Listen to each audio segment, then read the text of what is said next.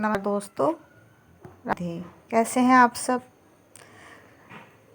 आज की कहानी है कर्मों का लेखा जोखा। जैसे कि कहावत तो सुनी होगी आपने कि जैसा आप कर्म करोगे उसका वैसा ही आपको फल मिलेगा। चाहे मानो या न मानो, पर यह बात 100% सच है। कहानी शुरू करते हैं। एक बुजुर्ग था, उसकी बहुत ज़्यादा तबीयत खराब थी, जैसा अक्सर बुढ़ापे में हो जाता है।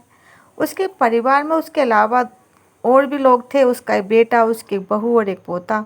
उस बुजुर्ग व्यक्ति के जितने भी ज़रूरी काम थे उस बिस्तर पर ही होते थे, क्योंकि उससे चला नहीं जाता था। उसके शरीर में बहुत कमज़ोरी हो गई थी और उसके सभी काम उसकी बहू को करने पड़ते थे, मजबूरी थी। और उन कामों से वह बहुत परेशान हो गई थी।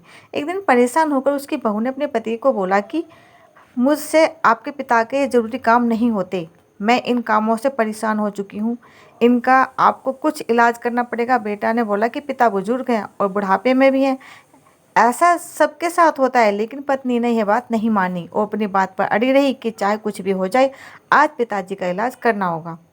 पति से पूछा कि तुम ही बताओ क्या इलाज करना चाहिए। तो उसकी पत्नी ने सलाह दी कि हमारे गांव के बाहर एक नदी है, पिताजी वैसे ही कुछ दिनों के मेहमान हैं, तो क्यों ना इनको रात को इनके हाथ पांव बांधकर नदी में डुबो दिया जाए।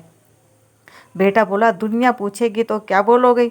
तो पत्नी ने सलाह दी कि दुनिया को क्या बोल देंगे कि पिताजी हमारे दूर के रिश्तेदार के साथ तीर्थ यात्रा पर गए हैं, वहाँ उनके साथ कुछ भी हो गया, हम वहीं उनका अंतिम संस्कार करके आ गए। बेटी को पत्नी की बात माननी पड़ी और रात को बड़े इंतजाम के साथ वह बहुत बड़ा एक टोकरा बास्केट टाइप लेकर गए। उस टोकरे में उसने अपने पिताजी को बैठाया और अपने पिताजी के हाथ पैर बांध दिए, उससे बड़े बड़े पत्थर डाल दिए। जैसे ही वह नदी की गहराई में जाकर उनको डुबोने लगा, तो उसने दर्द भरी आवाज़ में अपने बेटे को बोला कि जहाँ मुझे बेटा तू डुबो रहा है, वहाँ मुझे मत डुबोना, मुझे 4 कदम आगे जाके डुबोना। बेटा हैरान हो गया और बेटा परेशान हो गया। उसने अपने पिता से पूछा कि आप ऐसा क्यों कह रहे हैं। तब पिता ने बोला, जो मैंने कर्म किए हैं आज मुझे उसका फल मिल रहा है। बेटे ने पूछा कैसे। तो पिता ने बताया कि बेटा, जब तू छोटा था, जैसे आज मेरी तबीयत खराब है, इसी तरह तेरे दादाजी की तबीयत खराब थी और तेरे माताजी ने भी मुझे यही सलाह दी थी, तो आज तेरी पत्नी जो तुझे दे रही है।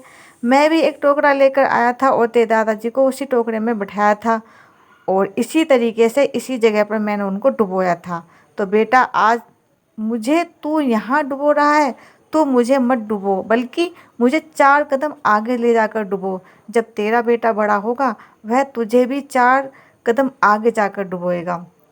तो दोस्तों, ये कहानी हमें ये संदेश देती है कि जैसा आप कर्म करोगे वैसा ही आपको फल मिलेगा। अगर आप चाहते हैं बेहतरीन जीवन, तो आज से और अभी से अच्छे कर्म करो। आपको अच्छे कर्मों का फल 100% आज नहीं तो कल अवश्य मिलेगा। लेकिन अगर आप कुछ जीवन में गलत कर रहे हैं तो आपको उसका भी फल भुगतना ही पड़ेगा। तुम अच्छे कर्म करो, अच्छी बातें करो, लोगों का भला करो, इसी जीवन की खुशी इसी में ही होती है। क्योंकि कहते हैं, जब हम कुछ भी कर्म करते हैं, अच्छा कर्म करते हैं या बुरा कर्म करते हैं, उसका जो फल होता है वो हमारी संतान को मिलता है। और ये बात बिल्कुल सच है। जैसा आप कर्म करोगे, आप तो भुगतोगे, लेकिन आपके कर्मों की सज़ा आपको संतान को ज़रूर भुगतनी पड़ती है। इसलिए दोस्तों, प्लीज़ सब अच्छे अच्छे काम करो, दूसरे के साथ भला करो, कभी किसी से ईर्ष्या मत करो। और जितना भगवान का नाम लोगे उतना भगवान आप उसका दुगना तिगना फल आपके संतान को मिलेगा। और आई होप सभी लोग चाहते हैं कि उनकी संतान सुखी रहे। जय श्री कृष्णा। राधे राधे।